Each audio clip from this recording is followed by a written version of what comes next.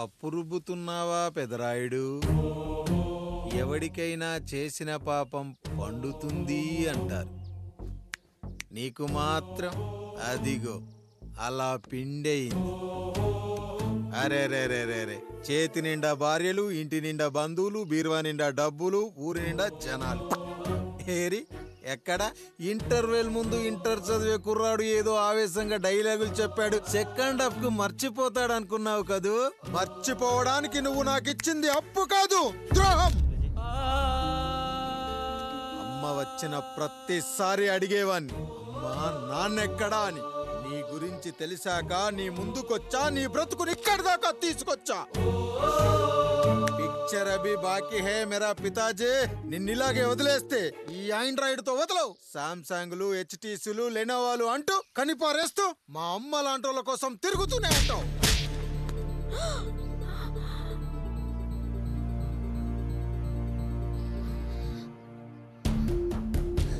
అమ్మా అమ్మా, ఛీ, నన్నలా పిలవకురా. ఎవరిని పట్టుకొని ఎన్ని మాటలు అంటున్నావురా? రాయికి వరమిచ్చిన రాముడు దేవుడైతే, ద్రౌపదికి చీరిచిన కృష్ణుడు దేవుడైతే, నాకు బిడ్డనిచ్చిన ఆయన కూడా దేవుడేరా. ఏంటి ఇలానే వదిలేస్తే బిడ్డల్ని కంటూ వెళ్తాడా? అసలు ఆయన కంటూ సొంతంగా ఒక్క బిడ్డ కూడా లేడురా.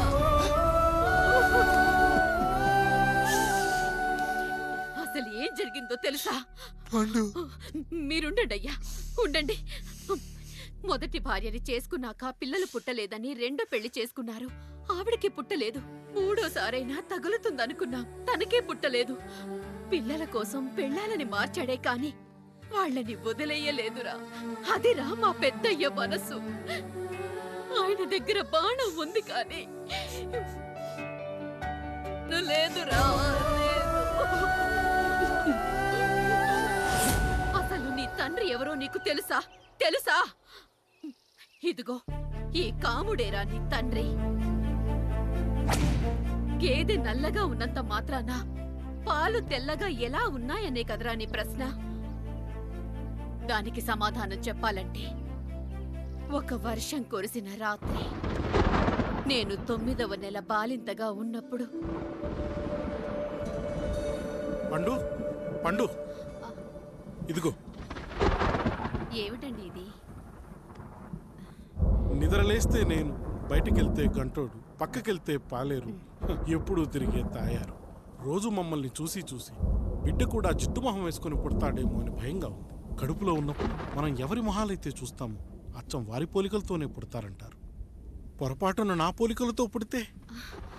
అదేంటి కాముడు, నీకేం తక్కువ? జుట్టు ఉండాల్సిన చోట లేకుండా అవసరం లేని చోట విపరీతంగా పెరిగిపోతుంది. మనకు పుట్టబోయే బిడ్డ గొప్ప అందగాడై ఉండాలి. ఇదిగో రోజు ఈ దేవుడి ఫోటోలు చూడు, వాళ్ళలాగే అందంగా పుడతాడు. కడుపుతో ఉన్నప్పుడు ఎవరి ఫోటో చూస్తే ఆ పోలికలతో బిడ్డ పుడతాడా? కనిపించని దేవుడి పోలికలు నా బిడ్డకెందుకు? ఈ ఊరికి దేవుడు రాయుడు. నా బిడ్డ ఆయనలాగే పుట్టాలి, ఆయనలాగే పుట్టాలి.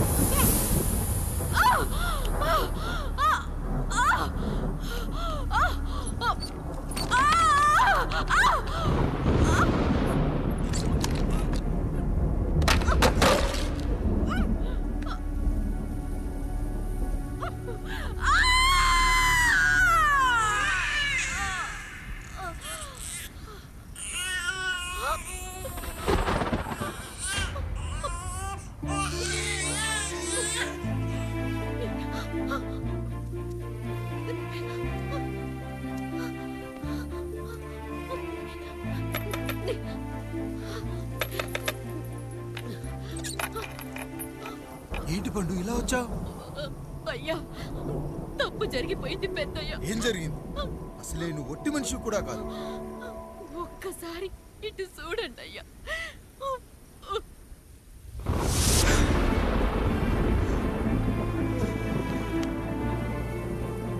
ఏంటి అచ్చం నాలా ఉన్నాడు? అసలేంటి, ఎందుకు ఇలా జరిగింది?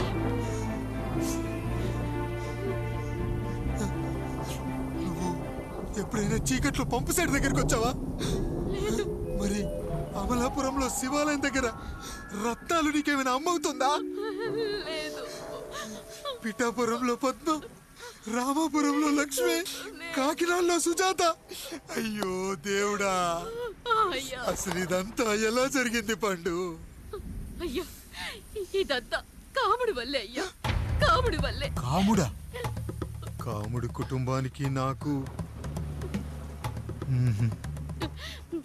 ఏం గుర్తు రావట్లేదే. ఎన్నని గుర్తు పెట్టుకోగలను నేను మాత్రం? అయ్యా, అది కాదయ్యా.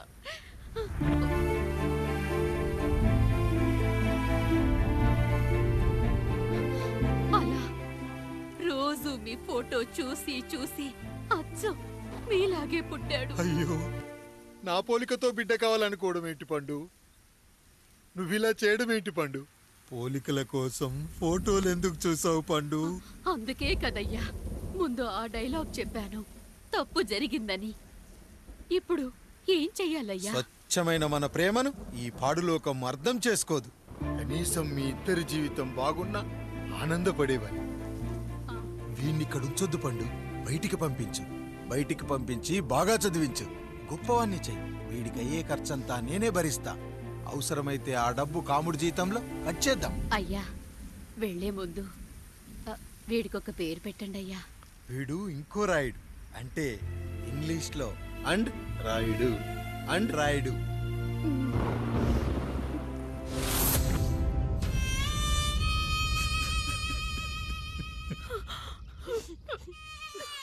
ఇదిరా నీ కథ, నా గతం.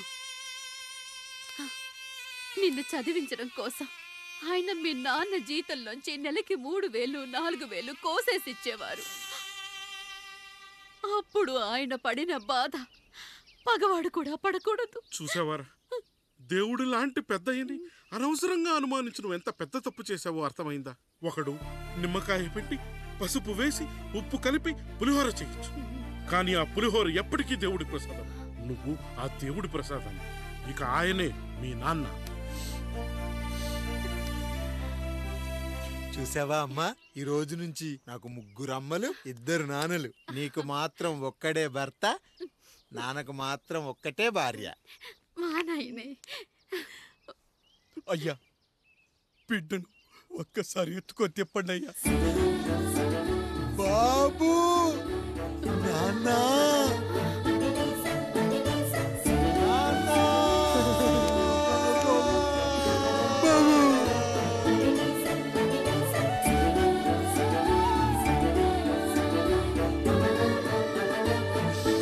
నన్ను క్షమించు నాన్న.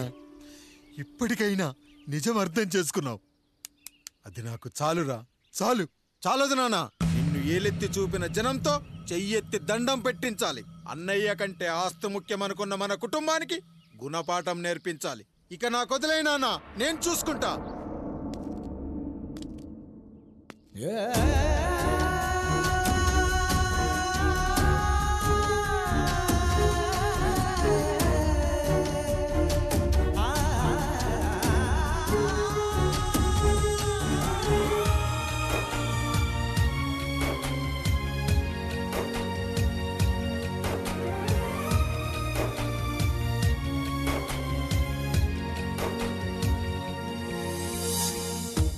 మనసుకే తగిలిన గాయం తుడిచేది ఇంకెవరు? మనిషిలో పెరిగిన ద్వేషం తొలచేది ఇంకెవరు? గుండెలో పగిలిందా కన్నీటి పర్వతమే? ఓదార్పు కరువయ్యే బంధాల సంద్రములో జాలి లేదు, కరుణ లేదు ఈ స్వార్థ మనుషులలోన. గురుతులేవి, మనుగడేది ఈ మనిషి మంచితనాన. బాధనను విడువనని నవ్వినది వెంటపడి.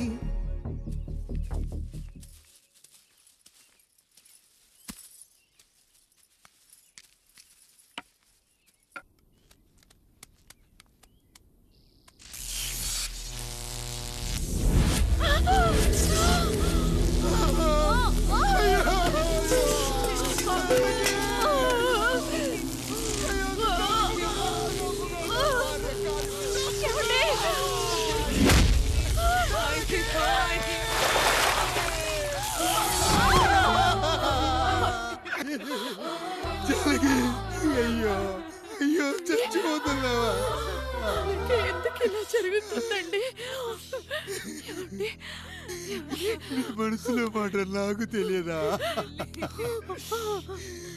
నేను చచ్చిపోతున్నాను, మీరు ఇంకో పెళ్లి చేసుకోండి అని అంటావు కదా. అది కాదండి. అయ్యో మరి ఏంటి జానకి? హాస్పిటల్కి తీసుకెళ్ళండి. హాస్పిటల్.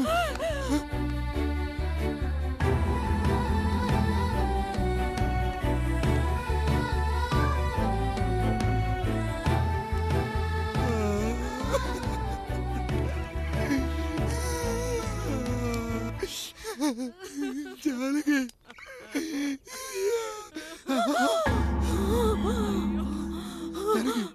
ఏమండి? నేను వెళ్ళిపోతున్నాను.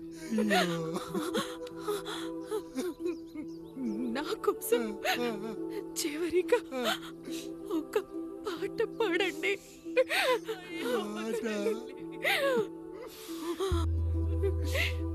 ఎల్లరిని ఏదరికి చేర్చిన సంగ్రామం. వద్దండి. కష్టాల్లో కూడా మీరు కన్నీళ్ళు పెట్టకూడదండి. వెళ్ళే ముందు అక్కతో కలిసి ఒక మంచి ఊపున్న పాట పాడండి. పాట పాడండి.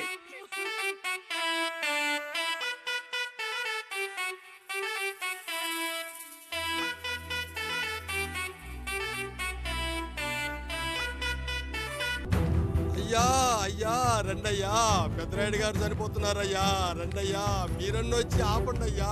అయ్యా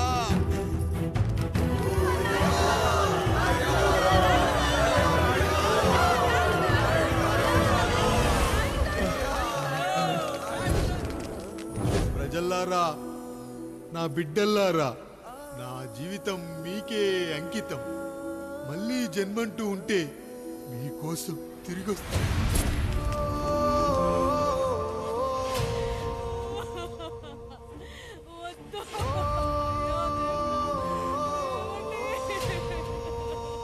వద్దయ్యా, వద్దు, వద్దయ్యా.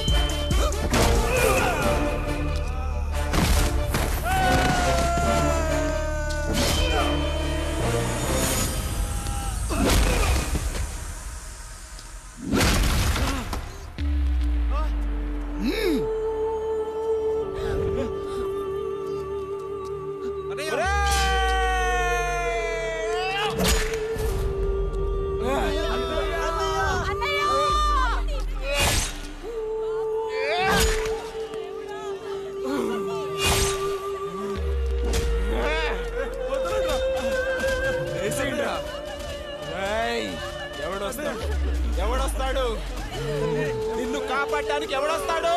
వేసేట్రా.